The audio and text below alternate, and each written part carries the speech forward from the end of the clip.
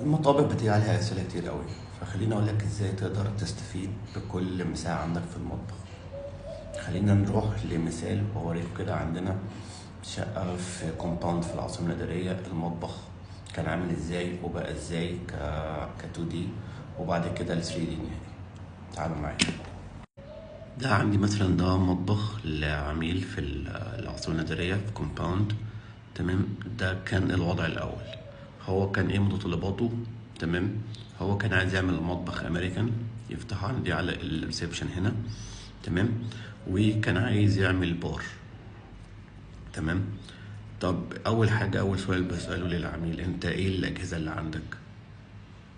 طبعا هو احنا يعني مثلا المسطح 60 و90، الفرن 60 و90، الحوض طبعا لازم نبقى عارفين مقاسه كام، الغسالة مقاسك، الغسالة كده كده مقاسها ستاندرد، غسالة الأطباق بيبقى في منها مقاسين، التلاجة هيجيبها مقاسها كام أو تمام، وهل هيبقى في ديب فريزر ولا لأ. تمام، فبالتالي ده بقى الوضع دلوقتي. ده احنا هنا كسرنا الحيطة اللي هنا، تمام، ورحلنا له البار. خلينا نشوفها في ال 3 دي عشان تبقى أوضح. ده هنا في 3 دي، هنا أنا عملت له الحوض، وهنا تحتيها جنبها دي غسالة الأطباق. تمام، وعندي هنا دايما بتبقى في عندي مشكلة دايما بتواجهني، أو دايما بتبقى هي دي المشكلة. تمام، اللي هو إيه، أنا عندي دايما الكورنر دوت والكورنر ده بقى فيه مشكلة. طبعا احنا الباب هنا قفلناه، تمام، عشان وبقى عندي المدخل بتاع المطبخ بقى من بره، احنا من جنب البار. تمام، فهنا انا عملت له ايه، انا طبعا هنا الحوض هو مكانه، لان احسن مكان للحوض يبقى تحت الشباك. تمام، وهنا طبعا انا لو كنت حطيت الغساله هنا وغساله هنا، فانا خلاص انا عندي دي الحته دي ماتت، لان انا حطيت له هنا البوتاجاز. تمام، وبالتالي البوتاجاز اتشال من هنا لان الحته دي اتشالت ورحلتها. تمام، انا عملت له ايه هنا علشان تبقى باينه في ال 3 دي. هنا انا عملت له زي وحده طوليه، حاطط له الميكروويف والفرن، وفي عندي هنا دولاب. تمام، طبعا انا هنا جنبي ده عمود، فانا ما عنديش اي اوبشن فيه، فانا هنا استغلت الكورنر اللي هنا وحاطط له غساله الاطباق، لان دايما بيبقى احسن حاجه يبقى في جنب الحوض يبقى غساله الاطباق. تمام، ولو كان عندي مساحه الناحيه التانيه كنت حطيت غساله الهدوم. تمام، انا هنا عملت له العلبه ايه، انا عملت له العلبه عدله، لان عشان اقدر استغلها لازم تبقى وحده عدله.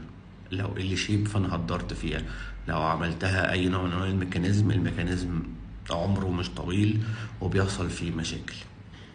تمام، وهنا طبعا حطيت له الفرن كما هيبان في، وهنا طبعا هنا دي التلاجة.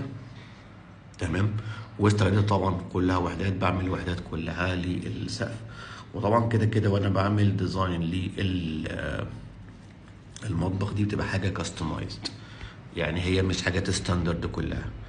فكره بقى الامريكان او اللي مش امريكان، واعمل امتى المطبخ امريكان وما اعملوش امتى امريكان، دي استنوني فيها في الفيديو الجاي هقول لكم عليها. تمام، فانا عملت له هنا انا دي خلاص دي اتشالت. تمام، هنا انا عملت له واحده عدله، وجنب هنا الغساله حطيت له غساله الملابس تحت البار عشان برضه تبقى متداريه، ودي هنا انا عملتها له واحده عدله. تمام، عشان يقدر يستفيد بالجزء ده هنا والجزء هنا. وهنا حاطط له المسطح. هنا طبعا انا حاطط له الغساله، غسالة الملابس، وهنا عنده هنا واحده، والناحيه التانيه انا عملتها له واحده مفتوحه. تمام، وطبعا البار مع الكراسي هتشوف هتبقى باينه،